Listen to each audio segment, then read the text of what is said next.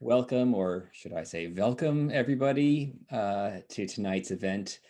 My name is Alex Moz. I'm from the Association of Jewish Refugees, and on behalf of the AJR, we're very proud to co-sponsor yet another Insiders Outsiders event.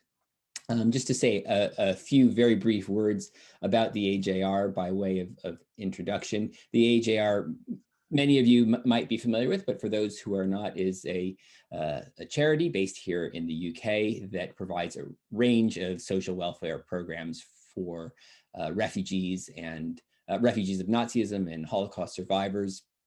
And if you know anyone who might benefit from our services, please do get in touch with us at ajr.org.uk. It's entirely fitting tonight should be an event that is focused on the responses of the second and third generations to the events of the Second World War and the Holocaust and those who fled from it. Increasingly, many of our members do come from the families of those who fled from Nazism. So if you would like to learn more about membership, please, again, do get in touch.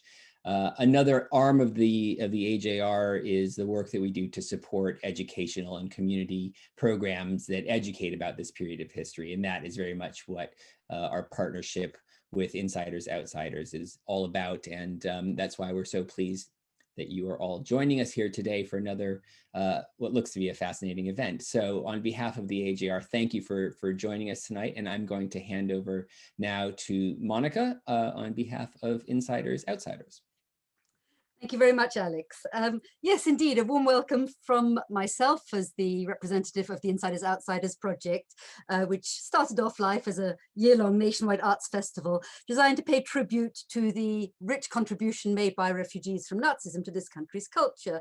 But it seems to me that it's a very natural kind of offshoot of that project that one should begin to look in more detail and across the board at the kind of what you might call intergenerational relationships, the kind of creativity that links the generations, and certainly what we're about to hear tonight very much falls into that category. And I'm delighted that Sophie and indeed her cousin James have agreed to be part of the series. Right, I think without further ado, let me start by introducing Sophie herself and then James. This is in her own words, and you'll immediately see that we're talking about an unconventional person here. Sophie Herxheimer, then a writer and and visual artist based in Brixton in South London. She's held many residencies, including for the National Maritime Museum, the Museum of Liverpool, and Transport for London. Her work's been shown at Tate Modern, her local allotments, the National Portrait Gallery, and on a giant mural along the seafront at Margate.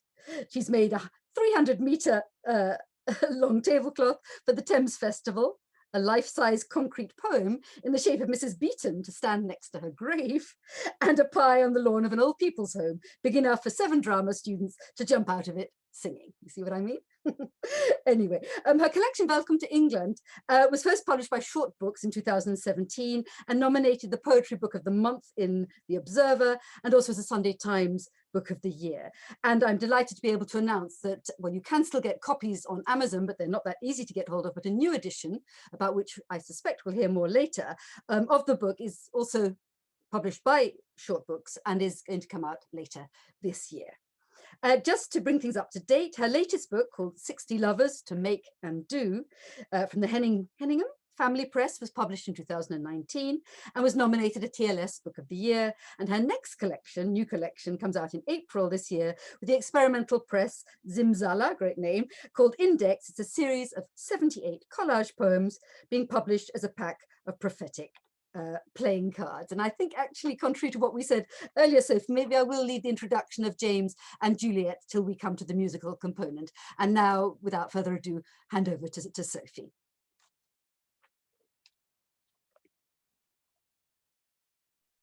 Here we go. Am I unmuted now? You are indeed.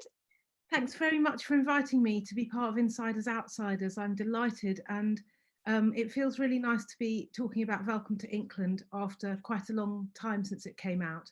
Velkom to Inklandt is a book that I kind of wasn't expecting would ever be a book. It's a series of, so far, 30 poems and 30 paper cuts that I wrote in the borrowed accent of my granny, who came to England in 1938 with her 2 kids, one of whom was my dad. Andrew Herxheimer, one of whom was the mother of my cousin James, with whom I'm currently collaborating and who you will meet later on. I have amazingly made a PowerPoint, and I'm going to share my screen so you can enjoy the whole PowerPoint sensation on Zoom as an added twist of technical challenges. And it will help me to talk through how the poetry came to be in the shape it did, how the book came to be. Is that working? Can you all see? Can you make it full screen, Sophie? It's good, but it'd be even better if we could see, have no distractions on the side. Oh, no distractions on the Press side. that play arrow there at the top like we did. Sorry, which arrow was that? The one that says play, just to the... Oh yeah, of course. Cool. Is that right? Perfect. Perfect. This is the window of the LRB bookshop a few years ago when I was a National Poetry Day poetry ambassador, and I put books by people I admired in the window with little drawings by me saying, say it with a poem. And the first poem that I ever had published is this one on the broadsheet in the background, which is called London. And it was published by an exciting Brazilian press, a guy called Antonio Carvalho. And he said, have you got something suitable for my Futurism series? You know, he was doing these kind of groovy broadsheets. And I had just written this poem. And I said, I should write some more. And he said, no, one poem will do. And I wrote this poem, London, because I'd had a challenge, a gauntlet thrown down to me saying, can you write a poem in an accent or a dialect? And I thought, no, that would be really embarrassing. And then I remembered this story that my granny told me about how when she came to England, she couldn't believe that people would call her love. And I'll read it to you. Oh, how do I now get the thing to flipping well move? It's stuck on one. If you just make sure that you're clicking on your PowerPoint. Oh, here we go. Okay. So those of you that are familiar with this book will know this poem because it's the first poem in the book, and it's the one that I often read to start with because it is based on a true story, and it's just a little sonnet. So here we go. Not so many days since we arriving. This grey is like Berlin. The same grey day we have. This northern weather on the damp street. A bit of rain won't hurt, will help the trees on this Hampstead Heath we see in fact. Why should I mind that? I drive with the buses. Herr Conductor asking me, for what? I don't exactly remember. Fast please. To him, my penny I hand over. He nods with a kind smile. Thanks, love, he says. Oh, I am his love. Turns handle on machine, out curls a ticket. This is when I know that here to settle is okay. This city will be home, where even on the bus is love. And this, so I began writing more and more of these poems in her voice, encouraged by a couple of other poets who were quite enjoying deciphering them when I'd send them over on emails.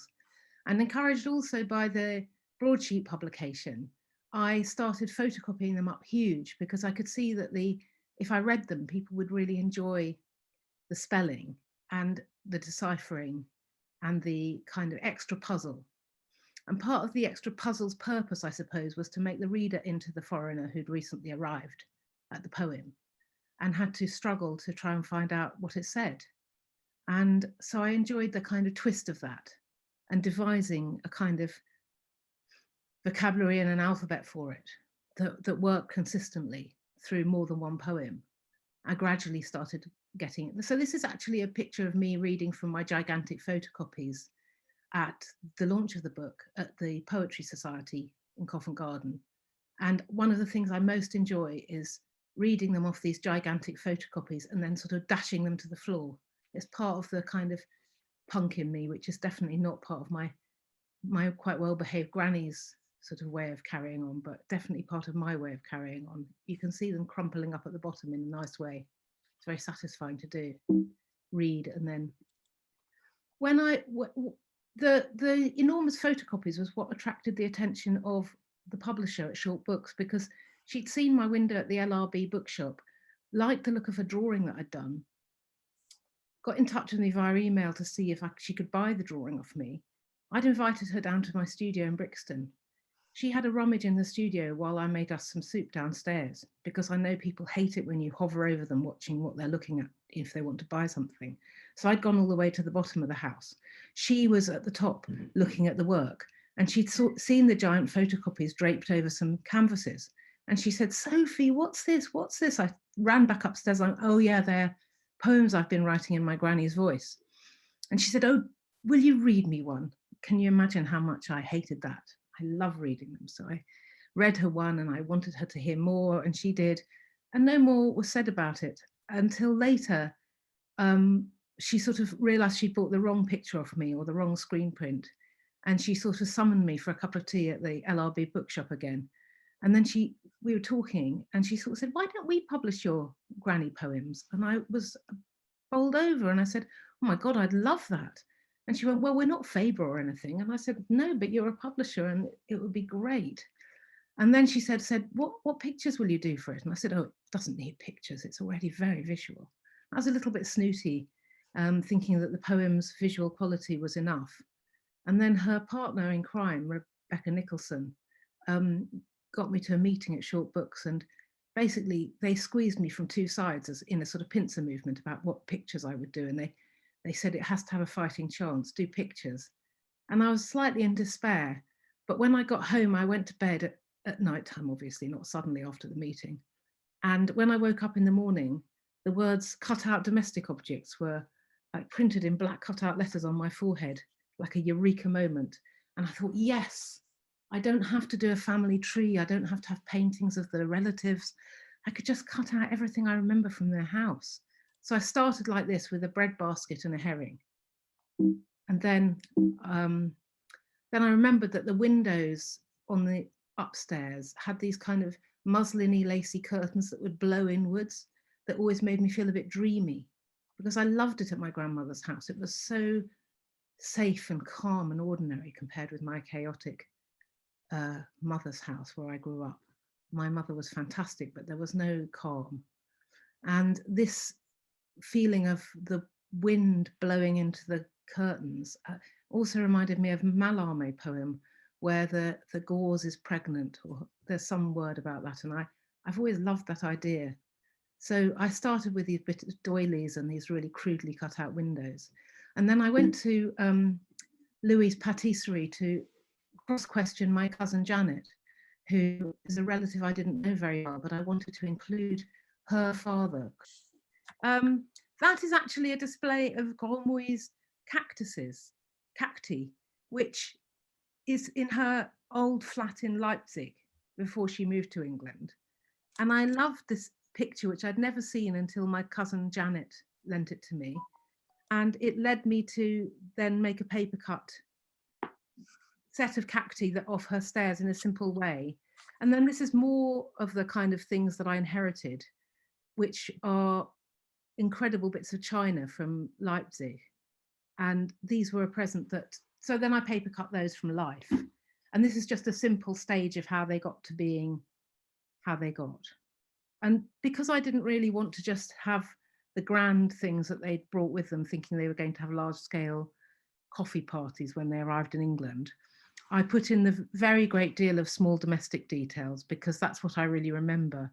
And that's what made my grandmother such a spectacular person, as far as I was concerned, was her ordinariness and the fact that she wanted to make a home, and that her idea of a home was so quiet and ordinary and cozy, with a garden and a clothes horse and jam.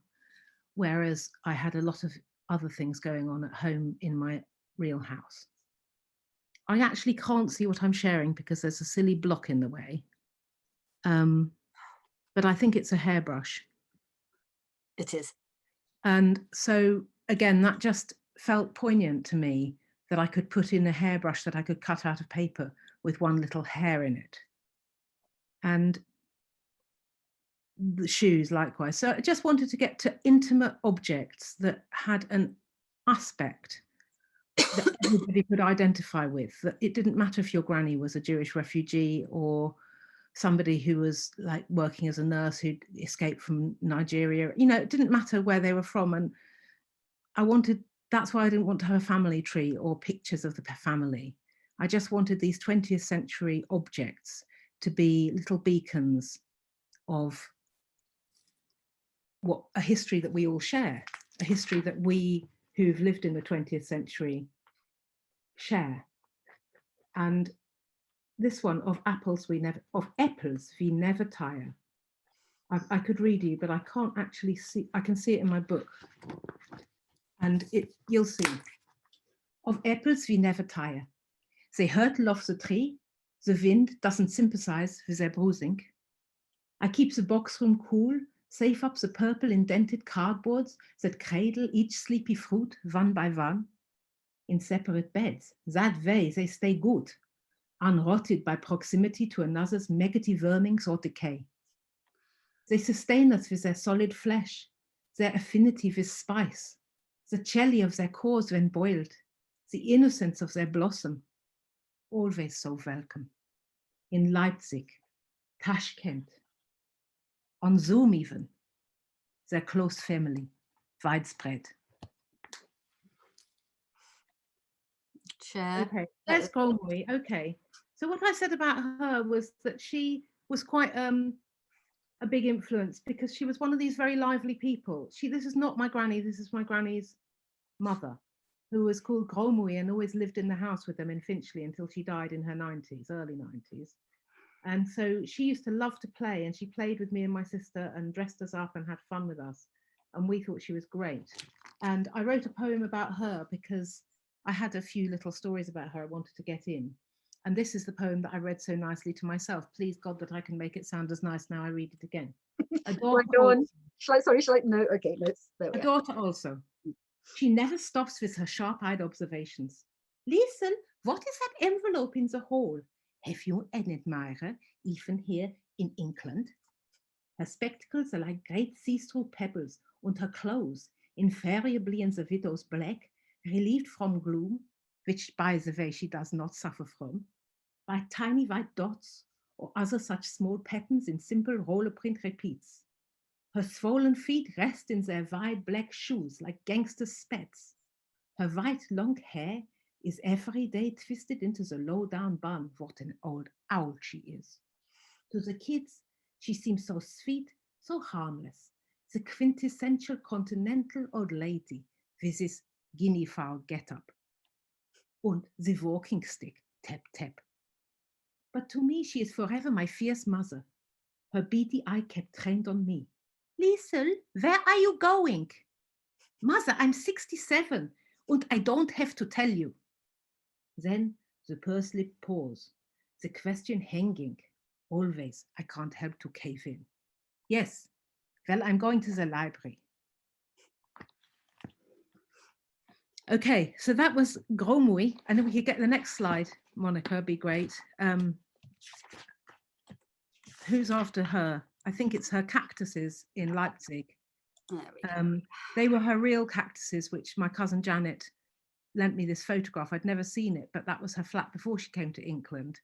And so then I paper cut some cacti to go on a page near her, which you'll see on the next slide, and which sort of shows my process in terms of simplifying and making graphic the things that I wanted to depict and the reasons that I wanted to depict things, which I think I already said, which is basically so that anybody can identify with this book. It doesn't have to be a German Jewish story. It doesn't have to be a granny.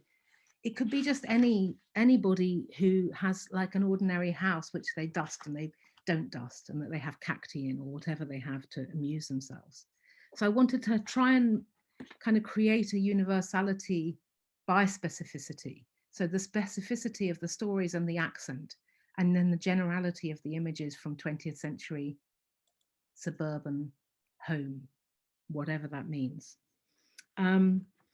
So I guess, I don't know what else, I've got plenty more to say about it, and how the short books, by publishing this book, felt that they would be creating a space for conversations around Brexit, around social history, around the relationship that Britain has with Europe, and how long-winded that is, and how amazing it is, and what a kind of continental European city London is, and how bizarre it is to think of it in any other way. So I think that was one of the important things about trying to make this book. And something I wanted to introduce was also other ways to work with this material, which I had never thought I would tackle this material, to be honest. I didn't want to write about a story that wasn't specifically mine, an experience that wasn't specifically mine. But I found myself drawn into looking at it from this, through this dramatic monologue angle, through this grandmother who I loved so much. And one of the most important things to me for writing the book was that I could sort of revivify her and bring her back to share the city that we both lived in. We both shared it. It was a city that is as lonely and as exciting as any city. It's as foreign and as English as anything. And I enjoyed that, sharing that with her, a kind of ghost version of her holding my hand, and a kind of way that I could mix up her with me and with my other granny, who was an actress and who was a real beast and who actually could act a German Jew whilst not being one, although she was a Jew, but she was from a long line of Russian Jews before the 20th century really dawned. So it was a way of kind of giving voice to all kinds of interesting visions I had of my life and of London and of that period that we are losing and have kind of lost. We have different accents and in the streets, which I also love. But anyway, let's go forward with the slides and see if we can round up a little bit more about Velkom to Inklandt, maybe with the odd other poem, and then I can introduce this next project. So this coffee set was brought over to me by my French cousins, who gave it to me as a wedding present because it had been their dad's wedding present from their mum, Gromwi, who you just saw. So this coffee set has travelled around in such good condition with all its lovely gold edges. And then I cut it out, which you'll see next. Next slide. Monica, I'm relying on you. Oh, Monica can't do it now. She's having the, oh, here we go. Next slide. Yes, this is just the beginning of me paper cutting this coffee set and enjoying the kind of little dragony head on the spout of, it's so ridiculous. It's actually a tiny bit hideous, this coffee set, but it's got so much to say for itself. I felt I couldn't leave it out. Okay, let's go to the next slide. I'm going to whiz, and this is like the ordinary domestic detail. Let's whiz forward, because let's go plink, plink, plink. I've talked about this. Yeah, next. I've read of Apples We Never Tire. Here's the kitchen sink. We don't need to dwell on it. I mean, one thing I would say about the kitchen sink, if we go back to it, is that I was amazed when I went back into my memory. If I just paused for half an hour, I was the child in that kitchen. And I didn't realize before I made this book how easy it was to go and spend time in a place I hadn't seen since I was a small child. And there it all was in perfect condition. I could just draw it, cut it out as I remembered it, and it felt really exciting. Okay, let's go for the next slide. So I got to working in colour when I was thinking about cover designs and things, and that, of course, I love colour, as you can see from the painting behind me. So it was fun to think about colour. Next slide. And I found this book in the market on holiday in Switzerland when I went to see my sister-in-law, and Werkbook for Mädchen. I just thought, yeah, these books, this paper cutting and this kind of very European tendency towards snipping up paper. It's a real tradition in Switzerland and Germany and Poland, lots of places, a bit like playing the violin. So I thought it was a totally appropriate way to make the book. Let's go to the next slide, because I think it's another example. Oh no, this is me making a dummy book, which I always do with books. So I was trying to work out the rhythm and the layout of black to white across the pages. Like, where's a poem, where's a picture? Is it a big picture, a little picture, a very black picture, a quite white picture? The designer of the book, Georgia Vo, was brilliant. She made some of the pages black with white text reversed out, which I also thought was, you know, it was an exciting nod to the 30s. You know, you can see there are black pages and white pages, and it was a nod to that design mania of the 30s, where you had this incredibly stark and beautiful graphic, like the architecture of the 30s. You know, it's something I wanted to reflect in the book and its style. Okay, let's go to the next slide because we haven't got long. And that's a paper cut, a photograph of a traditional paper cut from a museum in Switzerland. Again, from the same holiday where I found the workbook.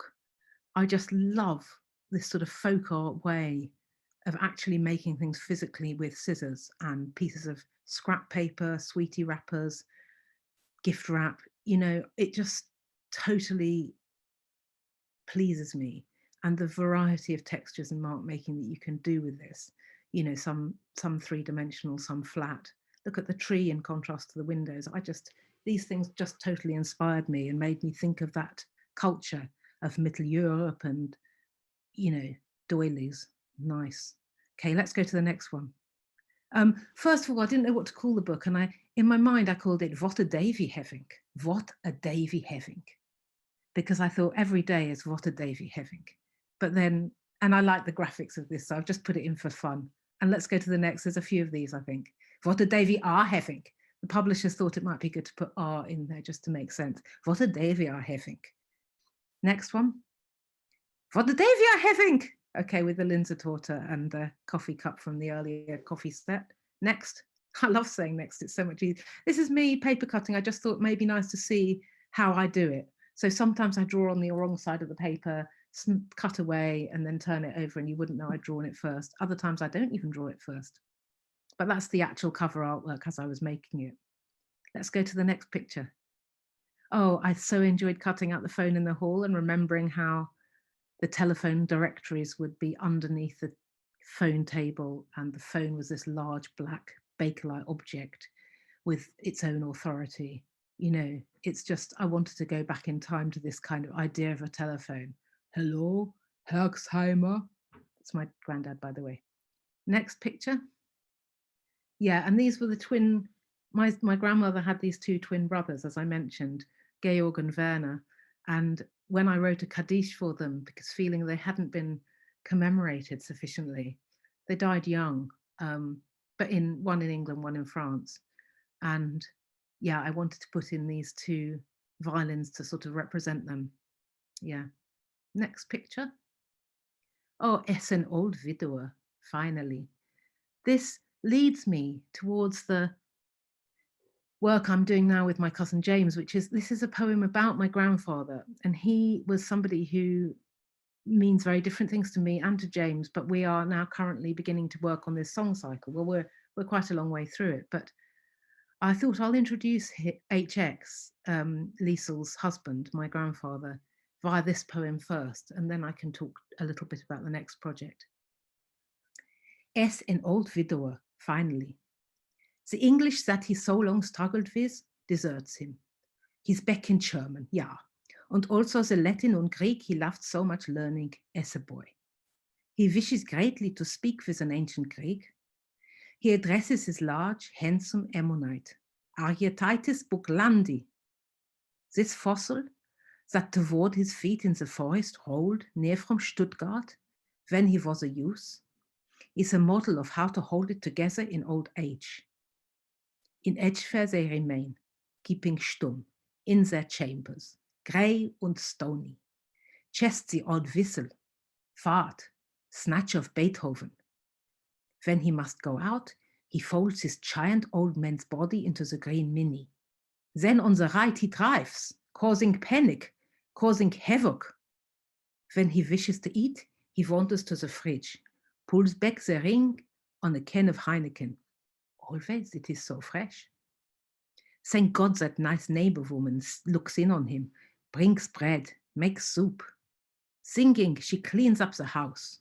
She leaves him Christmas cards from different variations of her name. Dot and family, Dorothy, Mrs. B, to think him that he has friends. Next one. So this does bring me to the project that I'm doing with James. In a second, we're going to introduce James Rolfe, fabulous composer of Toronto, Canada, and happens to be my cousin. James invited me, we'll have his proper intro in a second from Monica, but James invited me to collaborate on a new project, which was to be a song cycle based on some of our relatives. And he happened to be setting off for Frankfurt and Mainz, which was the spring before last, so no lockdown trouble or anything like that. And I went and got the Eurostar to Frankfurt, and I met him there. And we wandered around, kind of connecting via various architectural things and the space itself and the place itself, connecting with some of our ancient ancestors, or not so ancient, and their culture and what they came from, because that grandfather who was folding himself into the green Mini was from Frankfurt and spent a lot of time at the Natural History Museum in Frankfurt. And we went there and we sat in that museum looking at a lot of the exhibits he'd have looked at and enjoyed: fossils, snakes, bones, everything. And we wrote in there, both of us wrote quite a lot. And we went to this cemetery, which I've written a poem called Jewish Cemetery Mainz, which I'm going to read in a few minutes. And then James is going to sing you the song Jewish Cemetery Mainz as he set it to music. So although we look at a couple more pictures from this trip before the big introduction, shall we look at a couple more, Monica? This was a Stolpersteiner for Karl Herxheimer, who was our great uncle, who helped set up Frankfurt University, was an incredibly important scientist who was instrumental in discovering the vaccination, actually, against syphilis, the cure for syphilis. And he died in the concentration camp as a very old man. Let's look at the next picture. That's his house, which we don't know which bit he lived in or if he lived in all of it, but we went round the back snooping, and there was some people cutting up canapes and making a little party at the back. And I was snooping through these French windows, and you can imagine they were going shoo and trying to make us go away because we weren't invited and we weren't part of the arrangements. It was quite funny. Anyway, next picture. Oh, Wagner. So James and I went to hear some Wagner, which our grandfather HX loved Wagner, even though he's so problematic for Jews everywhere. Should we have another picture and see if I get to the end of the, oh no, let's stay with Wagner. And maybe we can introduce James, and then James and I can have a little chat. What do you think, James? Sounds good, Sophie. Yes, very good. So I'll keep this image on the screen as I talk. So, okay, so to James, first cousin of Sophie, Toronto-based composer, as you've already heard, has been commissioned and performed by soloists, ensembles, orchestras, choirs, theatres and opera companies around the world, by the sound of it, in North America, Europe, Asia, Australia and New Zealand. His awards are many. They include a Guggenheim Fellowship, the K.M. Hunter Music Award, the Johanna Metcalf Performing Arts Prize, and the Jules Léger Prize for New Chamber Music. If you'd like to pursue his music further, his music can be found on the CDs Raw of 2011 and Breathe of 2018. And I feel I must also introduce his partner, his professional partner, but also his wife, Juliette Palmer, who will be accompanying him on the piano in a minute. Juliette is born, I think, in New Zealand, am I right? New Zealand Canadian composer, known as, I quote, a postmodernist with a conscience, that's great, whose work crosses so many genres as to be in a category of its own. So very much a composer in her own right. She's been based in Toronto since 1997. She was artist in residence at Sunnybrook Research Institute in 2018, and a Chalmers Art Fellow researching music and sound outdoors. Her recent works include Oil and Water, Choreography of Trauma, and Sonic Gaia. Juliette holds a PhD in composition from Princeton University and a M.Mus, music in performance, composition and time-based art from Auckland University. Good, so is it time for me now to stop screen sharing, yes, and hand over to... Well, let's go back to the Jewish Cemetery one just for a second. Okay, with pleasure. I'm also having trouble with... Are you? Oh, good. It's not just... I'm sorry, I shouldn't say good. It's a different... It's a different problem. The Jewish Cemetery. Let's go back to the Jewish Cemetery. For some reason, it's not wanting to go on. There we go. If we just keep that in mind, and then we can stop screen sharing, because I think it's probably better to just have humans for a second. What do you think? Screen sharing. Yeah, let's go humans. Humans. Hello, humans. So James, what do you want? Do you want to say something about what we've been doing, or what interested you about it? Well, sure. I mean, first, I'd like to say that it's it's a wonderful experience working with my first cousin because we share these grandparents who were so um, powerful influences in our lives, both in the sense of their being so thoroughly Jewish and also thoroughly German. And Sophie has a wonderful ability. It's almost like she's a medium and she can channel these people because when she reads her poems, I am transported back to the world of my grandmother, who I knew not as well because I grew up on the other side of the Atlantic. But the few visits that I had with her, she made an impression, and it's absolutely accurate, not just in how she sounded, but what she would say. And you know, it really struck me that how could I make songs out of this being a composer? It would, you know, if I could figure out a way to channel that myself musically, wouldn't that be something? So, and this project is really kind of about that. It's a collaboration of these ancestors of ours with ourselves to try to conjure them up and maybe render some kind of life to them, some justice to them. Um, and yeah, it's a work in progress for sure, and it may end up as a song cycle. It may end up as something larger. We're feeling our way along. Um, yeah, I think that's probably it. Thank you. Yeah, that's great. And I found with working with James and talking about the people that we're thinking about has given me a different angle on them, which of course is what you get with collaborations. It's so interesting. You know, you have your own versions of people, and then you realize that everybody has their own versions of the same people, and somehow it becomes a more cubist enterprise. You're looking from many angles and seeing the back of their heads and the front of their feet and all sorts of things you didn't know you could still see. A bit like me wandering into that kitchen that I wasn't really wandering into it, but I could access it somehow through my imagination. Anyway, I've written quite a lot of these poems towards the song cycle, and it's been really amazing for me hearing James play them or Juliette play them, but the music to accompany the words, and it's affected how I think of the words and what words I choose. This poem is probably the most it's the least channely one, if you like, because some of the poems I've written in the voices of some of the relatives, but this one is not in their voices. This is based on the fact that James went to the Mainz, the cemetery, the Jewish cemetery in Mainz, which is next to an enormous Christian cemetery. The Christian cemetery is very well tended with watering cans and relatives. The Jewish cemetery, obviously not so much, quite abandoned as a place, quite given over to nature. And James went to it before I did, and he said, "Oh, you must go to it before you leave." And I actually only managed to fit it in a visit to it just before I went to get the train back to London.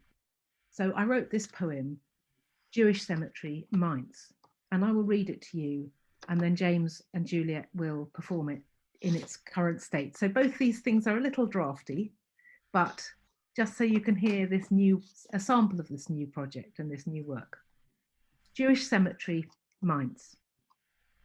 Horse chestnuts knock confetti over graves, like faded scraps of unsent letters. Polka dots of light whisk you in upholstered foreign grief, with clumsy suitcase, to tread as if free amongst these plain obelisks that point up and out of May's coating pollen. Granite blooms yellow lichen in crayon scribble. Bees zip gaily round off kilter pillars. Buttercups warble, and under their golden notes, the lowly hum of clay-bound daisies. Seems it all wants to grow here, indiscriminate. The sun picks out each bald cobblestone that paves the hill in scalloped company that murmurs through your thin-soled shoes a bumpy message from eternal waves about the vastness of the sea. Bring heart-sized stones to lay on unremembered family, till heat and gravity knock you down. A breeze lifts the hair on your arm. Voices of sepia children rise like bright silk ribbons, chirp in German, their language edged in moss. And here's what it sounds like in music. This is a world premiere, everybody.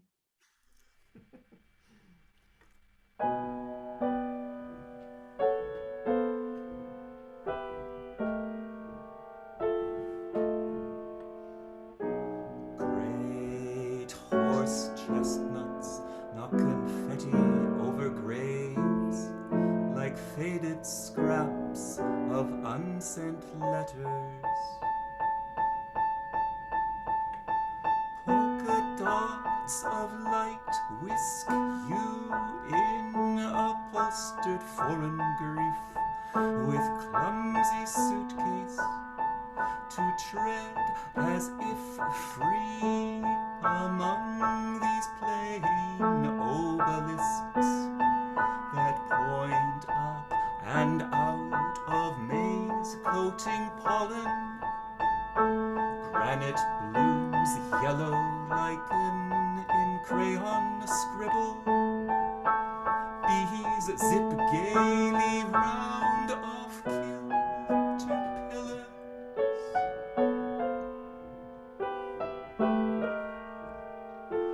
Buttercups warble, and under their golden notes, the lowly hum of clay-bound daisies. Seems it all wants to grow here, indiscriminate. The sun picks out each bald cobblestone that paves the hill in scalloped company, that murmurs through your thin-soled shoes a bumpy message from eternal waves about the vastness of the sea.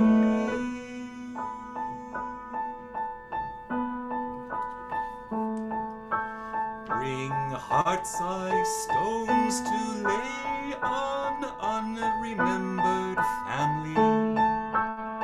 Tell heat and gravity knock you down.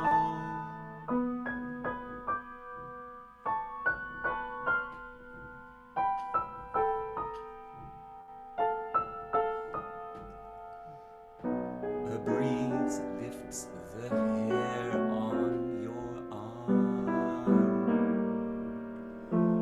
Voices of sepia children rise like bright silk ribbons. Chirp in German their language edged in moss. Their language edged in moss.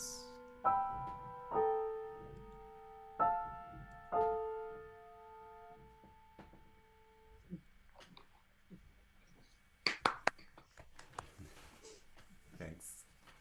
Thank you. That's amazing. So, yeah, they kind of have a more, I guess, because they're not written in an accent, they have a more serious feeling about them, don't they? They have a more sober feeling. Yeah. But it's a good point about accent, actually. Had I been brought up British or German or, you know, they would have sounded different, because I think music does speak with an accent. There's a bit of a informal North American lilt to the things.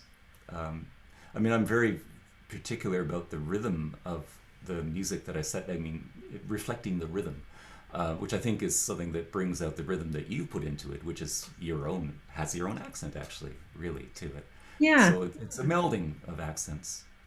But also, I suppose, because your music is finding another voice, and in the music we've got an additional voice, such as London has a voice in the Velkom to Inklandt poems, and maybe by going to Germany and looking at the lost voices, we're able to conjure a different kind of accent or voice from that townscape, that kind of loss, the memories and the spaces, just so different from London and from Canada, probably. You know, not that I haven't ever been to Canada, my confession, but you know, there's a sort of what are we reflecting when we make things about people who are no longer here? You know, how do you honor them and kind of create a space for them? And is it a physical space? And where is it emotional or mental space? Where is it anyway, I mean, this is all kind of philosophy corner, but it's been very interesting to move the history projects in this other direction that for me is quite difficult, because I always, try and get a laugh. So it's quite testing for me to not make something funny. And so it's been great to have James there encouraging me to, take this quite seriously. Just look at it. We are, both of us, quite playful, but to look at it also is quite real. One aspect of this, the poem itself, which I love, is that there's a lot of life in it. It's the buttercups, it's the butterflies, etc. And in a sense, those are what bring life back to these people who've been long dead. And that's how we see them through the present. And of course, that's the great thing about you reading your poetry or us performing this music, is that it only exists in the present. I mean, it's ephemeral, but it is alive. Yeah. So that's, in a sense, we are conjuring up these ghosts and revivifying them, giving them back their life. Yeah, it's true. That is a good point.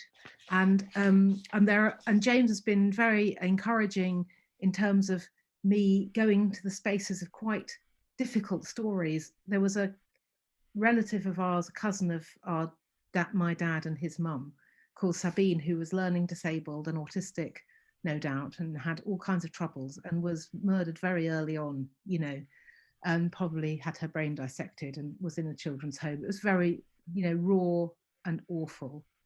And my sister found out about her when she was uncovering some family stories in Leipzig on a trip.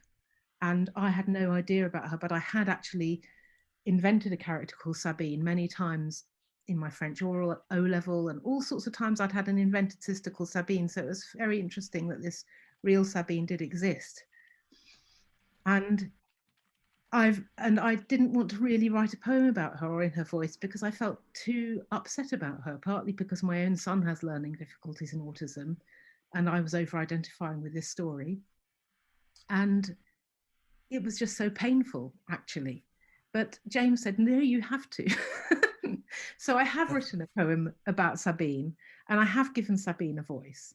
And that does feel like a moment of kind of honouring the unhonourable, the forgotten, the difficult people who are, not going to be celebrated for their contribution to culture in any way, but they were nonetheless extremely valuable people who had something to say and weren't allowed to say it. So I'm interested in that as well as part of what we're doing. But can we go back to screen share just for a second, just to do a little bit of a roundup, and then maybe it's time for Q&A, or maybe it is already, I don't know. What do you think? Pleasure. I'm just looking at the time. I know there's some lovely comments and indeed questions. I also suspect I speak for everybody when I say I would love to hear more of the poems from Welkom to Inklandt, because the visual was given its due place, which is wonderful. But I think a lot of people who aren't familiar with the book are probably raring to hear more. So maybe we can end with that. What do you think? Do you want to go back to the PowerPoint, or shall we go with some questions? Well, I was just going to quickly waltz through. If we waltz through the last images, just to say, because I think they bring us a bit up to date with what I'm up to. Yeah. In case that's also of interest. Yeah, absolutely. We can whirl past the cemetery and Carl and. Oh, I was just going to say that the paper cuttings reached new pinnacles, because I've been making vignettes for a new book by Marina Warner that's coming out on March the 4th, in which she also writes very tenderly and interestingly about her parents and their lives in a period after the Second World War and before the revolution in Egypt. And it's resonant with the period that James and I are looking at too, and generally the mid-20th century, what was happening all over the place. And so it was very nice for me to make these paper cuts and enter Marina Warner's world of her growing up, her childhood. So this is a part divider from that book, and probably the next one is too, I can't remember. Oh no, this is the new project Index, in which I'm Zimzala are publishing 78 collage index cards that I've made over the last year, and we're publishing them as a prophetic bunch of playing cards. And I just put these in just to bring it up to date and to show another way of working, which is also quite probably a little bit German. I don't know. It's quite Dada. But if you go to the next slide, you'll see a couple of those poems. And this is, maybe I'll read this one because it is about revivifying dead people, which is part of the theme. No actual tabletop cooking is involved on the spirit floating table. A certain disembodied spirit, dining alone at a golden table, finds beauty in the dream veil and a quiver of pain, which she whips up into unique decorations. I am, you know, dead, said the charming ghost. There is no table. Only pale blue velvet clouds, darkening on a plate. We can end there if you like. I mean, like, you want another Velkom poem, you can have one at the end after the questions. What about that? I think that sounds a good arrangement. Very good. Okay, there was an interesting question from Judith Tucker, who I don't think you know, Sophie, or maybe you do, but Judith is herself a very fine artist and is going to be talking as part of the Insiders Outsiders AJR collaboration on the 8th of March. So do look out for that on the Insiders Outsiders website. And if I can just find it, because there are so many here, hold on a second. Yes, here we are. Right, thanks so much. This has brought back all those many voices and phrases of my childhood that I miss, the ones that frequented Cosmos and Louis and Finchley Road Station.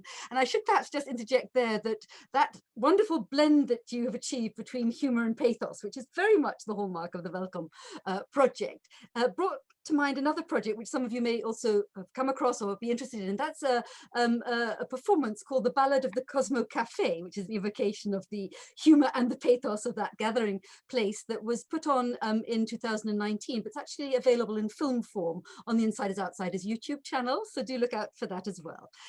Anyway, but the question comes as follows. Sometimes I feel as I myself, and Judith, like you, is the daughter, well, yes, the daughter of a refugee. In fact, did your mother, let me just ask you, your mother was born in this country or in Central Europe? Me? No, your mother. My mother was born in Manchester. Okay, so in fact, you are a different generation. So Judith's talking as the daughter of a refugee. But my father was born in Berlin. But okay. And it's my father's family that we're talking about. Yes, indeed. So Judith's coming from a slightly different position, as it were, but she says, sometimes I feel as I myself sometimes use English as a second language without a first, and I wondered if Sophie had ever felt the same. I think I've inherited from my dad a sort of playfulness with language that he had, being a foreigner and trying very hard not to have any whiff of German about him. He tried to keep his German so totally and utterly suppressed that he would be annoyed if anybody spotted anything, and he had a kind of fanaticism about language and about how it was used, and he thought it was important that we grew up speaking French and German and anything, but he didn't teach us those things, and we just went to ordinary schools and we didn't really learn in the right way probably. But I just always really enjoyed playing with language, which I think is a little bit of a foreigner tendency. I loved it when I got my dad to come and talk to my daughter's school class one day, and I asked him to come and do a bit of living history because they were doing Second World War. They were only about 10 years old. And when one of the children asked him what it was like when he missed his friends from home, from Germany, he couldn't talk to them anymore or anything because they were in different countries, he went, well, you know, we were all in the same soup. And having learned all these idioms about same boats and stuff, he just slipped back into mixing them all up, and that's what he sometimes did, and it gave the game away. Doesn't answer your question, but well, it sort of does. A question here from Max. Please, Sophie, can you talk about how you feel when you speak in your grandmother's voice? Does your body feel different? Thank you so much. This has been such a fascinating and touching talk. Oh, thank you so much, Max. What a great question. I think it is really a good question about embodying, and when I talk in her accent, I do feel quite happy because I sort of loved her, and she was like, I sort of feel I carry her in my pocket, and I always have done. She's like a little dolly in my pocket, like Vasilisa has in the Baba Yaga stories. She gives me strength. And when I was invited to do a Jewish poetry reading at the Liberal Synagogue in St. John's Wood, I mean, this is me having grown up so secular, and Ilse, my granny, having been very secular too. I felt this little doll jumping up and down in my pocket going, what a nonsense, what a nonsense. And I thought, how am I going to persuade her to read at the synagogue with me? I feel she's collaborating with me too, you know, and it's true that the mic wouldn't work. Wonderful. Yes, sorry, I can't see people's full names. Mike Sims. Sophie, do you write and make poems and images that draw on the same story at the same time, or do they happen separately, one after the other? Good point. And I often get asked about what order things come in. And the answer is that I have a notebook, and in my notebook I mostly write, but I also draw. And with these poems I wrote and wrote and wrote first, and I was reluctant to make images for them. But as I say, once I started making images for them, they sprang quite naturally onto the page, and they were quite easy to make because it was a treat to go into the old house and, you know, find the tea towels, you know, which I didn't know. So I think often I work in creative, what's it called, negative capability. I have no idea what I'm doing, and then I start doing it, and then it starts to come, and that works for poetry and image making. But you can't do anything on purpose if you're me. I can't really set out to do something. That's like a plague or a curse. A nice little question here from Roz. Have you, Sophie, ever worn your grandmother's shoes or clothes? Have you physically put them on? It'd be hard to wear her clothes because she was really neat and small and tiny, which I am not. But I have worn my other granny's. I do wear quite regularly my other granny's, what's known as her cruise skirt. I don't know if she ever went on a cruise or if she just had the skirt for it, but it's a rather amazing skirt. I'm not wearing it because I'm on Zoom, so I have really terrible trousers. But my maternal grandmother was very stylish and rather grand, and whereas my paternal grandmother, who's the one who features in Velkom to Inklandt, was more modest and circumspect, and neither of these are words that could apply to my outfits. And there's a related question here asking whether you've actually performed in her clothes. No, actually, it doesn't fit, does it? No. Well, in any of her accessories, perhaps? No, because she's so not me and I'm so not her. Yeah, and it's so much a bit of playing and acting, and a lot of the, you know, there's nothing literal about any of this work, and I wouldn't want there to be. I'm against that kind of work, which is why I didn't want photographs of the family. I mean, I did show you a photograph of Cromwell, but that took a bit of doing, and I didn't show you a photograph of the actual granny. I sort of don't want to bring that reality into it. I'd rather it stayed in this interesting world in between the worlds. Fully understood. Question, I'm afraid, again, sorry, I can't see somebody being MAR, but I'm not sure what the rest of the name is. Does the repetition of words that composers manage to include also affect your poems in the future, or indeed in the past, changes the rhythm? So, you know, what longer term effect might the collaboration with James actually, you know, sort of affect? I've loved so far what James has done with the repetitions and the rhythms, because it challenges my idea of what the poem might do on its own, and it brings in another dimension so that the poem has a different resonance. If you repeat a line twice, that line becomes the most meaningful line. If you leave a gap after a line, that gives people time to consider what they've just heard. So I really like what it does to the pacing, the timing, the kind of impact of the words and the language. And I think unless I was working with a composer, you know, it might not affect how I write, but who knows? Maybe it will affect it, because maybe I'll start thinking a little bit more musically. I mean, I try to consider the music of a poem. Any poet worth their salt does.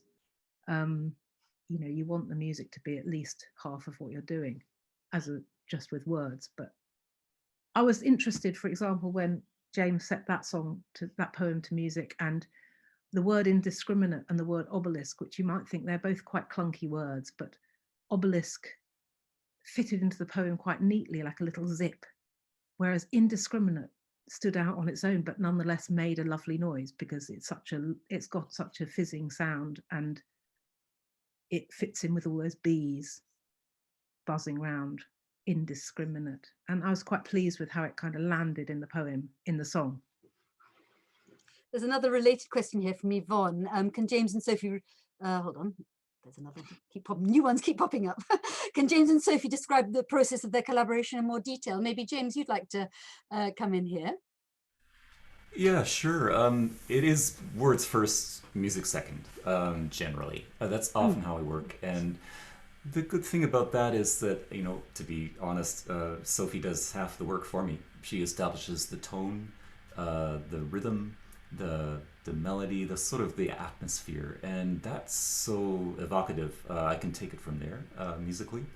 And as she was alluding to earlier, my job is to where to give space, the gaps between lines, to let the lines sink in, what to do in the piano. Actually, in the piano, sort of, we have this convention that it's sort of heard but not seen, or even it's in the background. But in fact, the piano is really an active, equal partner. Just because it's not enunciating words, but it decides how these words are spun and delivered and received emotionally. So yeah, it's very much Sophie leading and me following. That being said, I have sung back what I've done to Sophie, and I think that will and has influenced how she proceeds onwards with next drafts of the same poem or with fresh poems. Does that sound about right, Sophie? That sounds good. And also, one thing I wanted to say about the actual process of what we were doing is that when we went to Germany, we spent quite clumps of the day together doing things, looking at things and getting kind of the vibe of places. And then we'd spend other bits apart. And one of the things that we decided to do was both write. So we'd go and we'd write, and we would take it in turns to set each other themes for sort of 10-minute free writing sessions.